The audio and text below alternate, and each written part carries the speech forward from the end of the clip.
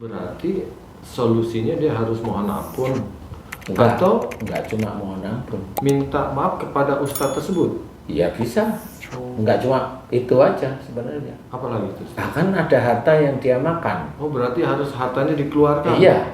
Sebanyak yang pernah dulu dia terima. Iya. Kalau lupa gimana? Lah kalau lupa ya Tapi itu. yang nyatet nggak akan pernah lupa, Iya. kira-kira gitu Pak Haji. Iya, kalau lupa ya itu Kira-kira rahasia dia sama para malaikat nanti di akhirat. kan nggak mungkin malaikat jumlahnya berapa ya? Ya nggak bisa. Hmm. Dan itu juga kalau sudah terlambat sekian tahun, puluh tahun umpamanya, dia mau ngeluarin uang lagi kan malas sudah. Udah males sebenarnya. Kalau punya uang kan gitu Pak. Lah iya mau punya uang aja malas. Apalagi lagi pas nggak punya uang. Kan sama seperti istrinya Pak Haji saya culik. Jangan Ustadz. Bisa. Biarin, misal. Amin enggak ya, misal. Ini kata yang keluar tuh harusnya jangan Ustadz atau monggo.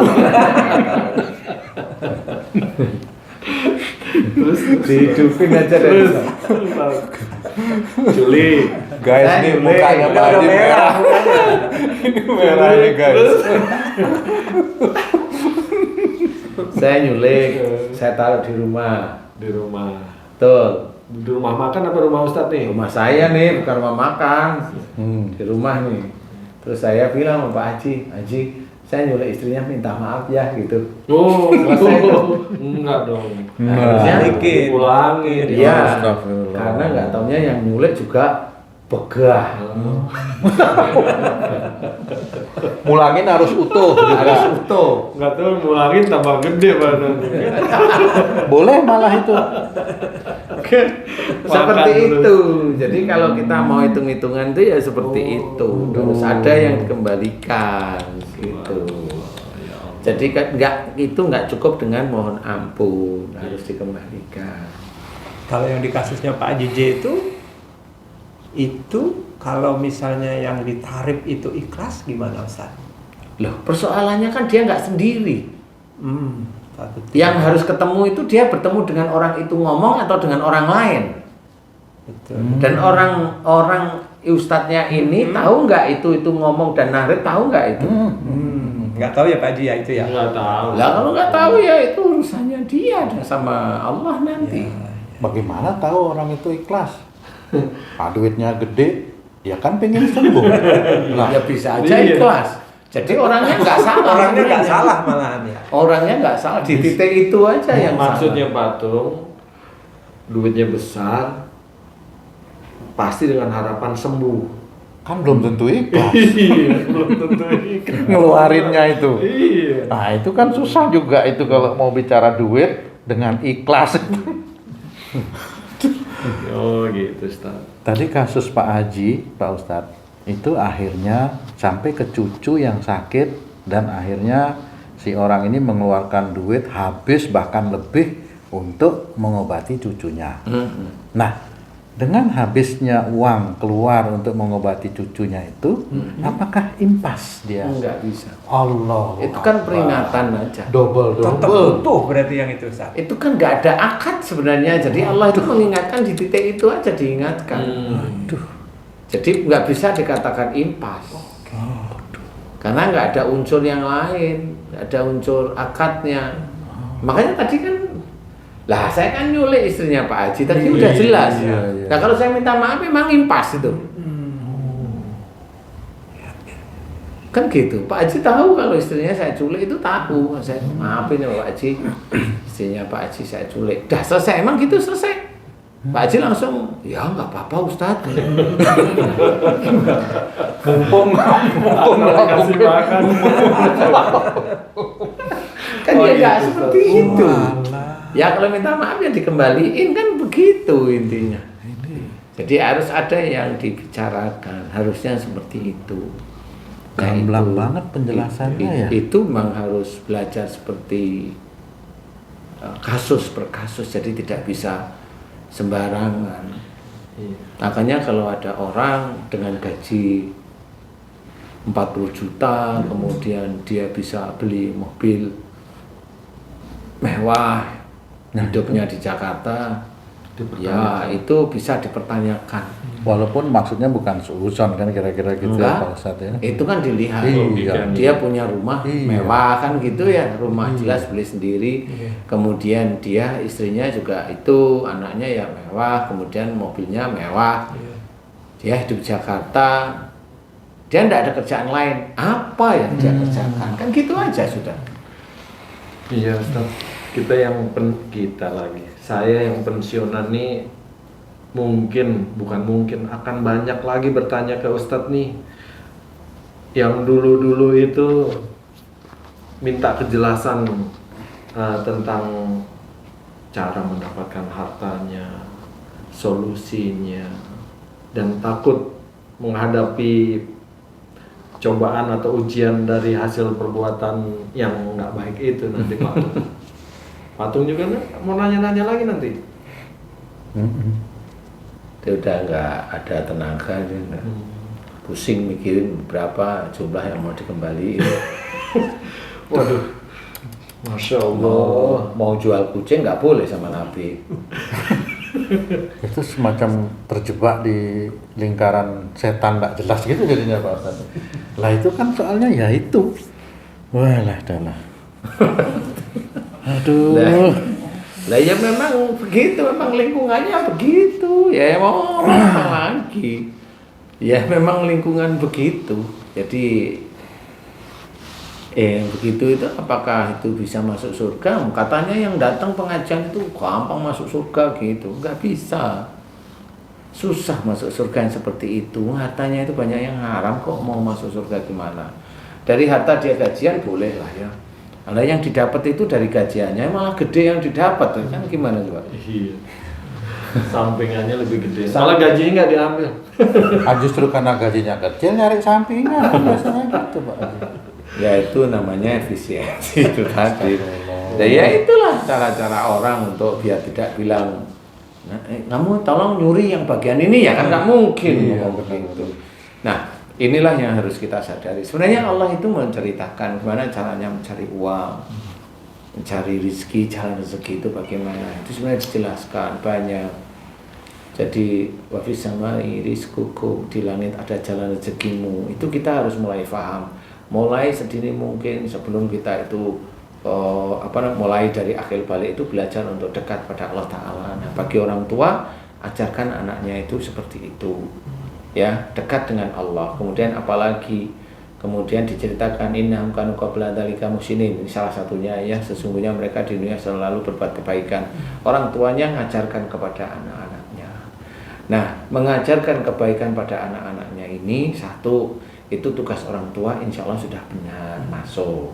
Jadi orang tuanya tidak dikatakan salah oleh Allah Ta'ala.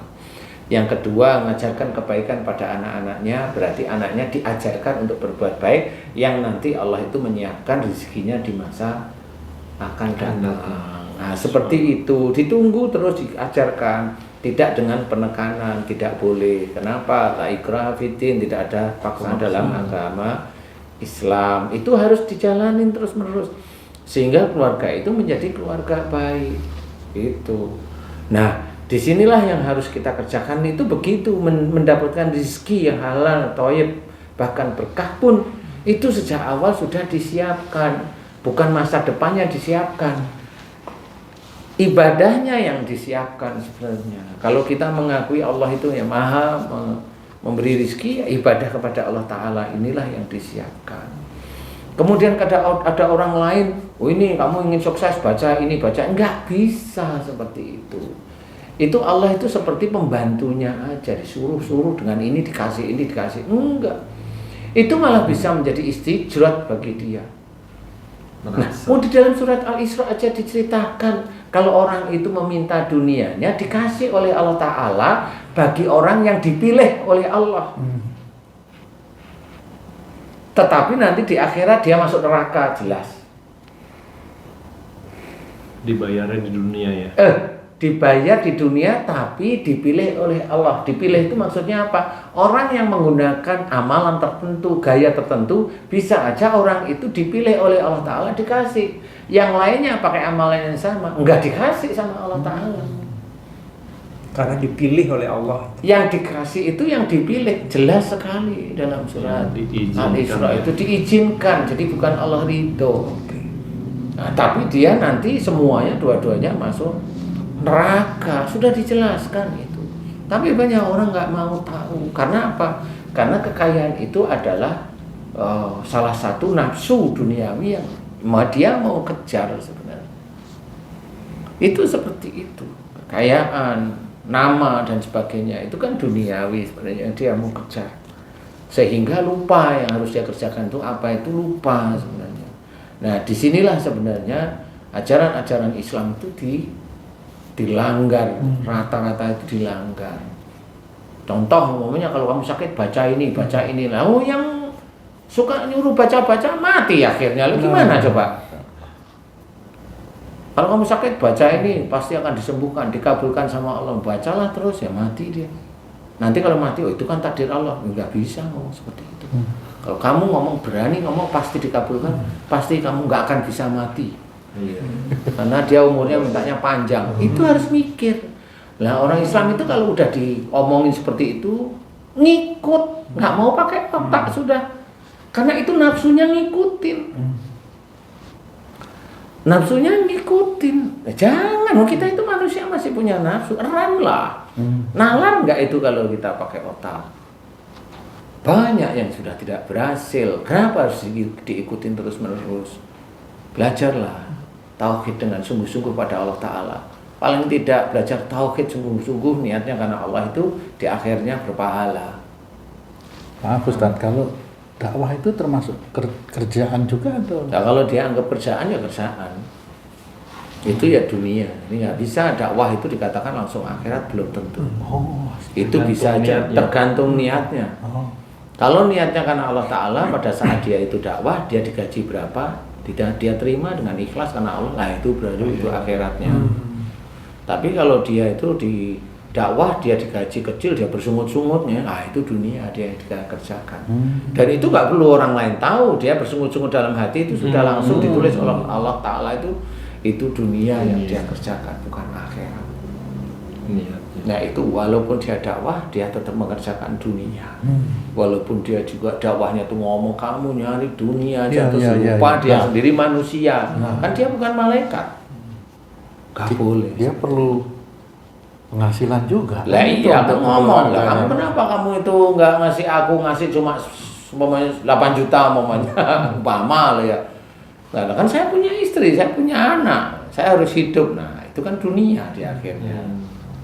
Nggak benar itu. Mengedepankan. Loh kalau memang dunia ya benar-benar aja, tapi kalau dia inginkan yang dia cari itu adalah pahala akhirat ya belum bisa dikatakan itu berpahala di akhirat nantinya. Itu di dunia. Kalau momennya dia itu pakai bismillah, betul bismillah apa enggak? Bismillahnya dia betul sampai ke hati apa enggak? Bismillah itu hanya di lisan kok. Kalau kita belok aja bisa. Orang itu sholat, sudah dikatakan sholat itu nanti bisa mencegah dari perbuatan keji dan mungkar. Ayo dia tetap jalanin. Banyak jalanin. Nggak usah berbuat keji dan mungkar, tapi maki-maki orang setiap saat. Lah, ya sama aja, orang kan sakit hati. Kan nggak boleh seperti itu. Sudah dikatakan itu umumnya dia sholatnya bagus. Enggak juga. Jadi semua harus dikerjakan. Bukan hanya sholatnya saja, semuanya. Makanya diceritakan sesungguhnya orang yang mulia di depan Allah Ta'ala adalah orang yang takwa. Di situ itu menceritakan bahwa Allah tidak melihat bangsa, tidak melihat baju, tidak melihat ini. Allah hanya melihat ketakwaan. Entah dia orang Afrika, orang Cina, orang Eropa, orang Rusia, orang Indonesia, orang Arab. Kalau memang dia tidak takwa ya Allah tidak menganggap mulia. Kalau dia takwa ya Allah akan menganggap mulia sebenarnya. Nah ini orang harus paham yang seperti itu. Kemuliaan itu dari ketakwaan. Takwa itu yang mana ya sehari-hari kita kerjakan. Saya itu punya pesantren umpamanya. Saya nyuruh orang itu ini ini pesantren saya yatim piatu ini. Nyumbanglah. Apalagi ini ada hafiz Quran. Tapi dibalik ini nyuruh untuk sedekah ke pesantren saya itu punya ada selingan di sini. Kalau banyak kan saya bisa ikut andil di situ. Gitu. Ikut menikmati. Dia tahu persis. Tapi pengen kaya boleh ya Ustaz? Kalau pengen kaya boleh, tapi caranya sebenarnya. Kalau pengen kaya mah boleh. Orang Islam kalau bisa itu pengen kaya boleh silahkan. Tapi caranya benar nggak? Kalau mau caranya yang nggak benar ya nggak boleh. Walaupun itu kecil, ya nggak boleh walaupun kecil. Lah kalau mamanya Allah memberikan izin kepada saya untuk diberikan rezeki yang lebih daripada teman-teman yang lain, ya itu kan haknya Allah, kan bukan saya. Saya kan hanya mengerjakan apa yang saya kerjakan aja. Kalau Allah penting caranya ya. Yang penting kan caranya. Caranya benar, seperti ini. Iya, niatnya benar, lurus dan lain-lain dan sebagainya. Kan begitu. Nggak segampang orang mikirin sebenarnya. Nggak ada hubungan yang lain. Nah, itu juga sama seperti saya berdagang di toko, saya jualan biasa aja. Kalau saya nagih dengan toko yang lain ya bukan dikatakan bahwa oh kamu riba, oh nggak seperti itu. Kalau saya naikin dikit dengan toko lain, ya nggak bisa seperti katakan itu riba, itu bukan riba. Itu keuntungannya dinaikkan lebih daripada yang lainnya, kan begitu. Kan bukan dikatakan riba sebenarnya. Itu kan menyusahkan orang lain. Ya nggak juga, kalau nggak mau, ya biasa aja. Kalau mau saya turunkan, kan begitu. Itu dinamakan sedekah. Ya nggak bisa sedekah. Oh ini jual beli kok, bila dikatakan sedekah gimana? Kalau memang saya di titik itu saya sudah untung, ya nggak ada masalah. Terus akhirnya saya didatengin sama toko yang lain, oh, kamu kok harganya kamu rendahin gini-gini lah. Kamu untungnya berapa? Saya untungnya 100.000. Lah kamu untungnya berapa? Saya 250.000 aja saya masih di bawahnya dia. Lah kan masih untung saya. Lah kok masih di bawah? Lah kan di bawah aja sudah untung banyak. Ya saya turunin lagi kan kamu hancur. Bagaimana mau saya samain nggak? Samain aja. Kan dia juga paling nanti tanya kamu caranya gimana kan gitu. Emang kan orang kan begitu. Ya enggak. Nah itulah nafsu.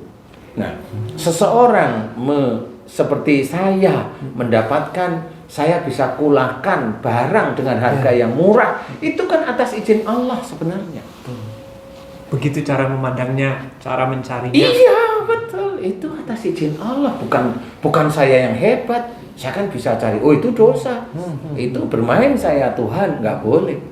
Seperti umpamanya rezeki itu tidak disangka-sangka. Saya tuh sampai sekarang berpikir, emang rezeki itu nggak bisa disangka. Kalau rezeki itu dari pekerja, ya itu disangka karena sudah bekerja.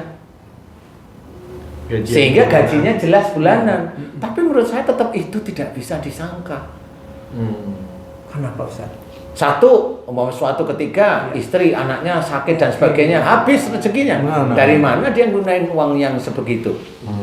Itu nggak akan bisa disangka. Disangka itu maksudnya apa? Emang dapat terus? Enggak, hilang juga nggak disangka. Orang itu selalu yang namanya rezeki itu tidak disangka-sangka itu dapatnya. Mbok ya mikir rezeki yang tidak disangka-sangka itu hilangnya juga nggak disangka-sangka. Nggak pernah itu saya mendengarkan teman-teman dakwah itu rezeki yang tidak disangka itu adalah hilangnya.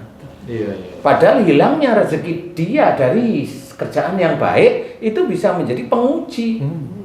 Bagi orang itu tetap nggak dia itu sujud kepada Allah Ta'ala.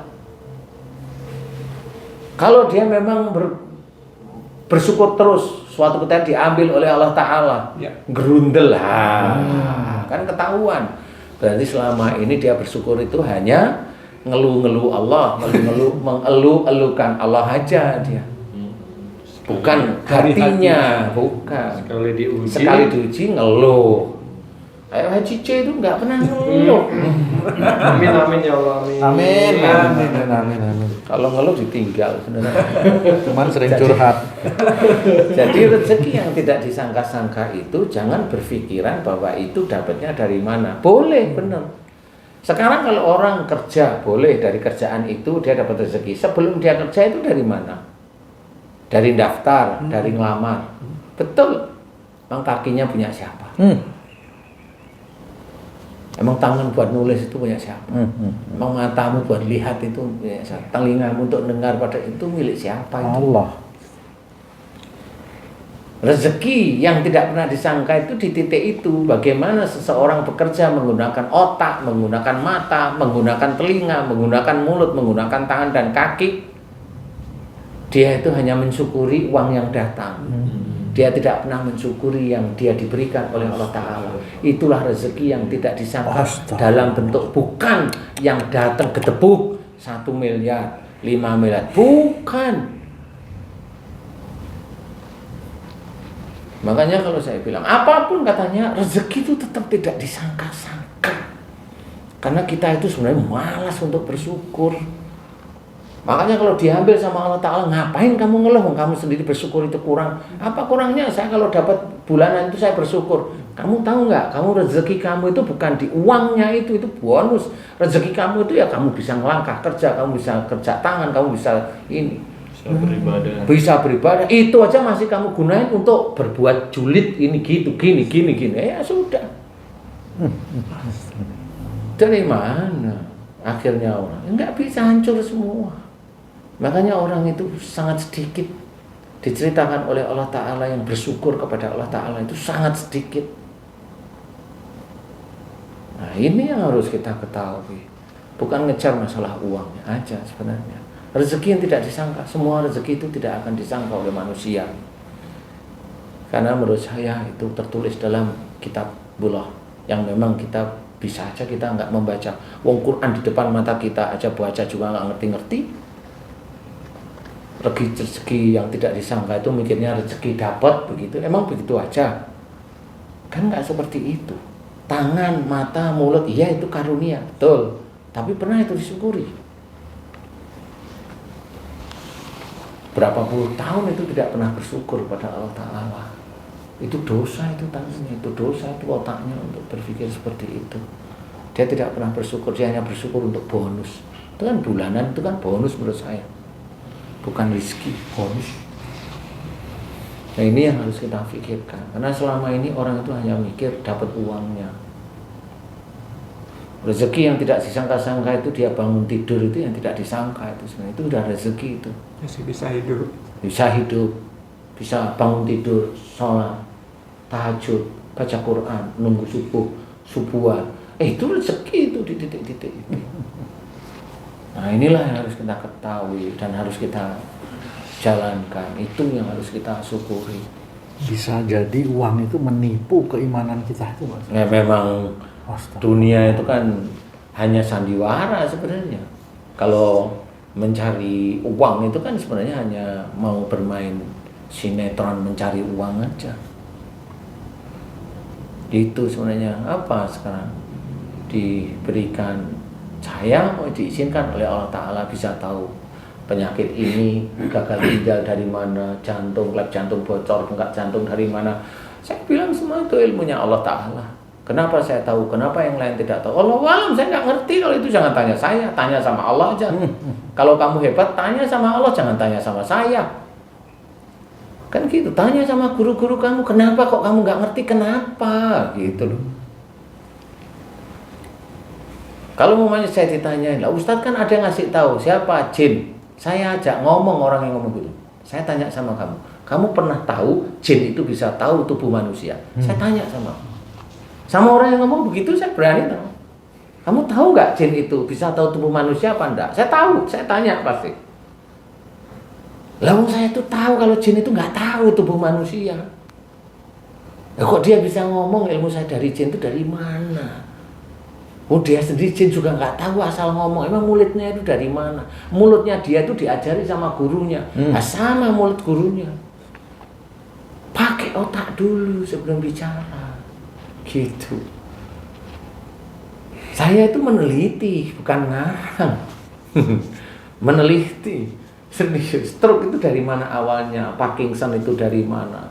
Kemudian gejala HNP, penyempitan saraf kejepit itu dari mana? Itu kan semuanya kan belajar. Dari mana ilmu itu? Dari Allah. Lah kan begitu. Kalau ada orang umumnya itu kalau nggak ada gurunya setan. Lah, Ya memang kalau nggak belajar Quran nggak ada gurunya itu benar setan. Nah ini kan sama. Dokter yang menemukan obat itu setan semua itu berarti. Betul nggak sih? Iya. Karena nggak ada gurunya. Karena nggak ada gurunya. Yang menemukan obat itu kan karena coba-coba aja tiba-tiba berhasil kan gitu. Tapi memang benar-benar tiba-tiba berhasil menurut dia. Bukan, itu diizinkan oleh Allah Ta'ala berhasil. Masuk rezeki tadi itu Ya termasuk sama seperti rezeki tadi. Jangan mengorek sesuatu yang tidak tahu. Makanya kalau saya mau ngomongin masalah apa, kanker dengan saya, ayo saya kasih jalan keluarnya. Ayo, jangan ngomong, jangan menularkan dosa jariah. Kalau saya gitu. Nah, itu sama rezeki. Kalau dia itu caranya seperti itu, loh, kamu tidak mendekatkan rezekimu pada Allah Ta'ala. Kamu merusak rezekimu dan rezeki di akhiratmu itu kamu rusak sendiri. Loh, kok dirusak sendiri? Lah kamu sudah fitnah yang lain-lain, itu rezekimu kamu rusak sendiri. Tak boleh seperti itu. Nah, inilah menjadi satu pengetahuan bagaimana cara kita mencari rezeki harus kita lakukan. Nanti dalam mencari rezeki yang halal pun itu banyak sekali ujian, rintangan dari Allah Ta'ala. Dia gigih nggak di titik itu. Kalau dia putus asa ya dia nggak bisa sampai segitu. Kalau dia nggak gigih ya udah. Sama seperti orang. Kalau dia itu kerja di kontraktor, dia gigih nyari efisiensi. Sama semuanya, mau gigih di mana? Mau gigih di jalan Allah atau mau gigih cari efisiensi? Itu yang dapat duitnya dia nggak ikut kerja, sama yang dapat duit dia ikut kerja, dosanya sama Pak Ustaz? Ya lebih banyak yang ikut kerja. Yang nggak kerja juga ikut dosa. Ya dia dapat uang yang abu-abu. Kalau dia tahu Ustaz ya, kalau dia nggak tahu. Kalau dia nggak tahu ya normal aja biasa. Waduh. Kalau dia tahu ya abu-abu dia tahu. Kalau dia tahu dia harus buang itu uang itu ke yatim piatu karena memang banyak yatim piatu yang membutuhkan kan begitu. Seperti itu. Memang harus. Kalau memang itu kerjaannya berhubungan dengan negara, kembalikan mana masukan negara, pos-pos negara. Kalau memang negara punya apa namanya nomor rekening, masukin aja apa-apa. Atas nama siapa? Ya enggak, yang penting niat sudah kembali gitu. Nah, enggak ditulis di situ, tulis mah ketangkep KPK. Ya ini yang ngajarin yang lurus, bukan ngajarin yang dianggap baik manusia kan. Bisa aja saya dianggap tidak baik bagi orang tertentu. Harusnya Ustadz itu bilang ke negara, memang bisa seperti itu, ya bisa. Tapi memang sebenarnya orang-orang sudah pada tahu memang di titik-titik itu titik-titik kebocoran istilahnya. Pada tahu sih sebenarnya, cuma ya harus diketahui aja. Makanya harus belajar mulai hari ini. Mulai hari kemarin belajarlah tauhid dengan baik.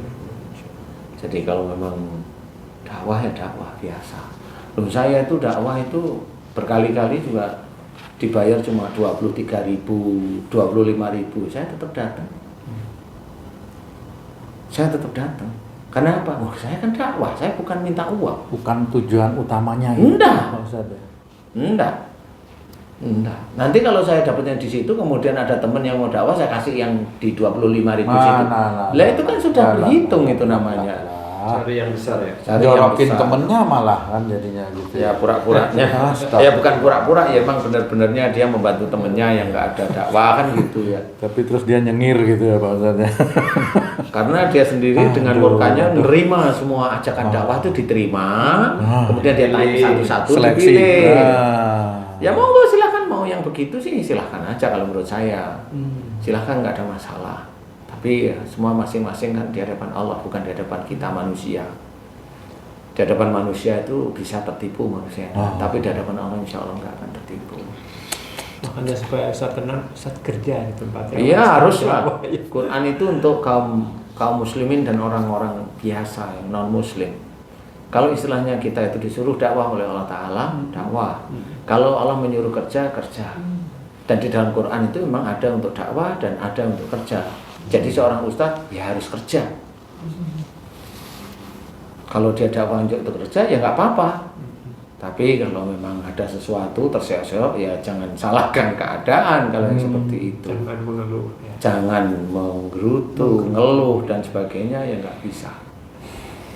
Karena Seperti mau lillahi ta'ala ya Ustaz. emang harus lillahi ta'ala sehingga kayak umpamanya saya diundang di 23.000, 25.000 ya saya tanyain kenapa Ustaz masih sini? Lah saya kan dakwah, saya kan nggak nyari amplop. Enggak, saya dakwah. Jadi titiknya dakwah ya dakwah. Ya begitu. Ya biarin mereka yang menilai. Oh, kalau si Ustaz ini biarin aja. Ya saya diem aja nggak ngomong. Itu kan nafsi-nafsi ya. Akhirnya nanti dia bawa sendiri orang-orang itu atau yang para pendakwah itu atau yang pekerja-pekerja itu dia bawa nanti di akhirat. Yang menemani itu nanti ya kayak amalnya, mau amal baik, mau amal buruk ya amalnya itu yang menemani. Seperti itu. Jadi kalau memang mencari rezeki yang baik, halal, thayyib seperti itu, jangan main-main. Karena rezeki itu akan ditanya betulan di akhirat. Jadi nggak bisa main-main. Kalau di akhirat ya sudah nggak bisa ngomong karena memang harus dikerjakan. Gitu. Oke, gimana Pak Eko? Kita kembali ke jalan yang benar. Pak Haji ya? Iya. Masya Allah. Baik Pak Ustadz, Ya, terima kasih. kamu mau kembali ke jalan benar kan memang Karena sudah pensiun, itu kan kalau belum pensiun. Nah itu yang dilalahnya gitu. Itu Karena rezeki juga kali Ustaz dikasih pensiun. Saya menganggap Tung itu pintar, Oh, sangat pintar. pintar dia. Makanya ngomong begini itu setelah pensiun aja. Sebelum pensiun nggak mau ngomong. Sebelum pensiun nggak kenal YouTube. Nggak mau. Itu pintar itu. Walaupun temennya langsung maki-maki dia, biarin aja nggak apa-apa dimaki-maki. Emang resikonya begitu. Ya, Berlindung bisa aja hanya kepada maunya bilang Allah. sama dia, Pak Tung, kalau bisa itu kalau ada proyek, paling tidak saya kasih Fortuner lah, bilang gitu. Mamanya atau CRV lah, nah kan itu kan macam-macam seperti itu. Nah itulah cara-cara orang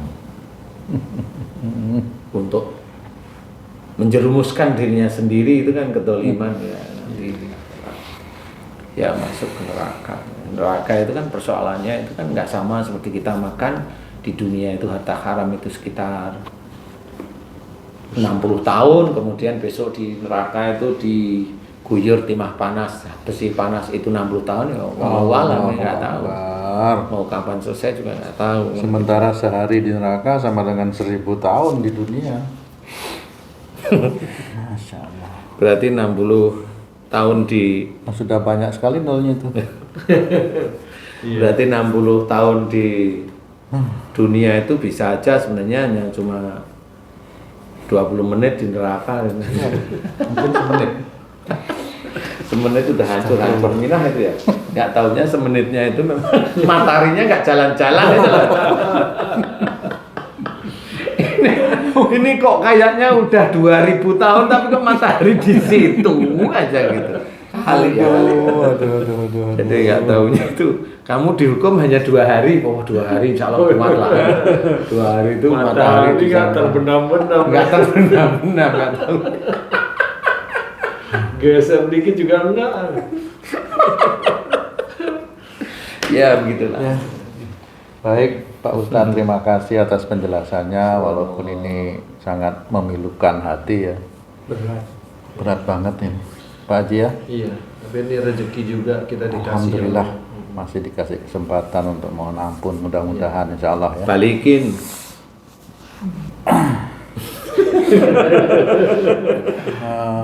Nah sahabat beriman, Yang penting niat balikin dulu. betul Pak Haji. Akhirnya waktu jualah yang memisahkan kita. Demikian tadi perbincangan kami dengan guru kita Pak Ustadz Danu. Banyak sekali hal yang mesti kita pikirkan ulang. Jadi memang hidup ini harus banyak-banyak berpikir ulang. Iman harus didorong dengan perilaku yang baik gitu Pak Ustadz ya. Nih, saya tambahin tuh. Kalau memang kita berbuat salah, udahlah kita mending mohon ampun. Sudah. Kalau memang kita sendiri itu banyak uang yang kita pakai bukan uang bener, yuk kita kembalikan. Itu. Barangkali saya sama teman-teman beriman sama. Yuk sama-sama mohon ampun dan ngembaliin. Itu dah. Demikian tadi perbincangan kita sahabat beriman. Sampai jumpa di video selanjutnya, di konten-konten kami yang selanjutnya. Wassalamualaikum warahmatullahi wabarakatuh. Waalaikumsalam warahmatullahi wabarakatuh.